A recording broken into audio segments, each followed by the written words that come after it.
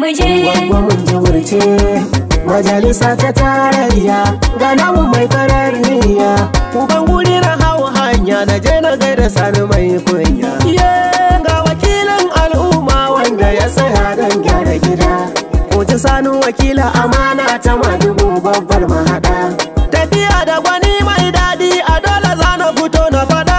Mu je na Abba Kabir Yusuf ka ji gwamnatin daraja a gida. Abba ne gwamna da godiya, gwamnatin mu ta zauna da godiya. da na riga yana auna ba makirin mu. Da Allah ubangiji ya sake amintar da mu cikin amincinsa mu zo mu shaida wani abin alkhairi wanda mai girma ubanmu jagoranmu mai girma dan musa tarayya na kanan kuma magiba da ubanmu right honorable Sala da Mukili yake zama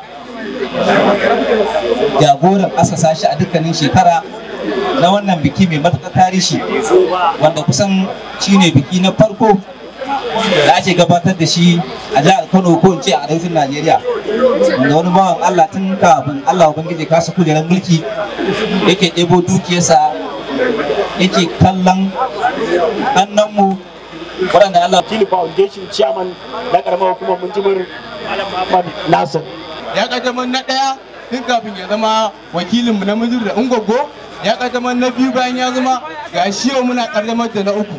Wannan kaya ana ba marayu da disabled, ma'ana masu bukata ta musamman. An yi min kama kaza koko an ce wakilci mai girma dan majalisa na karamar hukumar Minjibir Alhaji AA Abdulhamid Minjibir, wanda na tabbatar a jiya ya dawo daga Abuja kuma mun gaisa da shi har mun yi magana wannan taro tare da shi.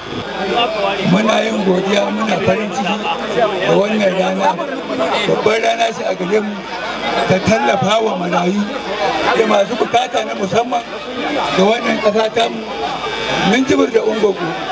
Tuntuni muka ji labari muke ta addu'a, muke ta wannan bawan Allah addu'a, Allah ya saka masu da alheri. Lokaci ne na mutane suna buƙatar taimako, tallafi na abinci ne, tallafi na sutura ne, tallafi na dukkan wani abin da ya dace ne ya dace zuwa abin nan. Ina farin ciki, ina godiya ga wannan ɗan majalisa, kuma ina fatan Allah ubangiji ya ƙara masa ƙwarin gwiwa na tallafa al'umma. Allah ubangiji ya ci wucewa jama'a gaba.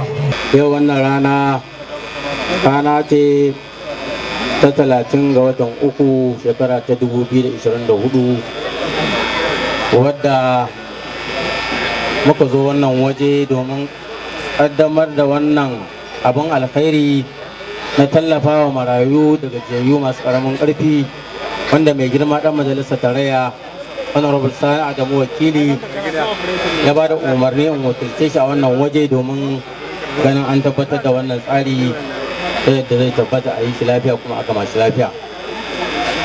Saboda haka al'umma wannan waje, wannan tsari aka zo da shi a yau ba bako ba ne, tsari ne wanda aka saba tun a baya, tun dan majalisa yana nema jama'a al'umma su sahale masa zama dan majalisar tarayya yake gudanar da irin wannan abubuwa tsakanin ƙananan hukumomin Ungogo da Minjibir na tallafa marayu. Ya fara da mutum 200 kamar yadda shi wakilin wannan foundation ya faɗa, ya yi mutum 300, yau ga shi za a yi na 1,111. Wannan ita ce take tabbatar mana da cewa wannan tsari ne wanda aka ba shi domin Allah, kuma za a ci gaba da yi da izinin Ubangiji. Ba an yi ne don a yi kamfen ko a neman ra'ayin al'umma ba, wanda an yi shi ne domin Allah. Domin da dan kamfen ne da yau ba za mu dawo ba ƙarshen ta, inda bukata ta biya kowa ta kama gabansa. Saboda haka wannan abu muna kira ga dukkanin al'ummar da suka halarci wannan waje ka ci gaba da yi mana addu'o'i, musamman 'yan majalisunmu na jiha da na tarayya da dukkanin wakilan gwamnati da ciyaman da kansulolinsa da dukkanin wani wanda yake da madafun iko a wannan jiha tamu, a ci gaba da yi musu addu'a. Wannan tsari shi ne tsari na kwankwasiya, taimakawa mai karamin karfi a kan kowane irin tsari. Saboda haka shi Sani Adamu Wakili tsari ne wanda ya kalla ya hange duba da mai gidanmu jagora Sanata Rabi Musa Kwankwaso yadda yake tafi da abubuwansa akan al'umma na jihar Kano da ma ƙasa gabaki ɗaya. haka mai girma gwamnan mu injiniya Abu Kabiru Yusuf kowa ya sani irin tun da aka shigo gwamnatin nan ba wani abu da ake irin tallafawa al'umma musamman masu karamin karfi wanda za su ga cewa rayuwar ta inganta a wannan jiha gabaki.